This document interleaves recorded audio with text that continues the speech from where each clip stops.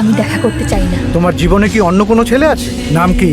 জিৎ। কি করে? ডিরেক্টর, এখানকারই ছেলে। আমার কোনো আপত্তি নেই, কিন্তু 4 তারিখের মধ্যে আমার সাথে দেখা করতে হবে।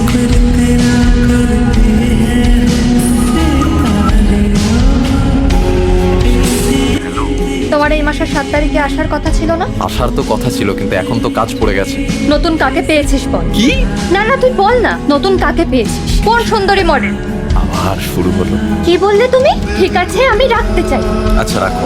তার মানে এতক্ষণ ধরে যা বললাম সব বেকার? তো বললে তুমি রাখতে চাও, তুমি কি চাও? আমি থাকতে চাই। তো সেটা বলো না। বিশ্বাস করো, শোনো, কোনো সুন্দরী অ্যাক্ট্রেসের পাল্লায় পড়িনি। সেই যে আমি তোমার সঙ্গে আটকে পড়েছিলাম। এখনো তোমার সঙ্গে আটকেই রয়েছে। ঋতু আর আমার প্রেমটা সেই স্কুল লাইফ থেকে। নেক্সট টাইম যদি আমাকে কিছু বলার হয় তাহলে আমাকেই বল। প্রিয়ার কাছ থেকে যেন আমাকে কিছু শুনতে না হয়। বলে ফেল তাড়াতাড়ি। বলছিলাম যে কি বলবি তাড়াতাড়ি বল, বলছিলাম নাহলে যে আমি পডকাস্টটাকে খুব ভালোবাসি।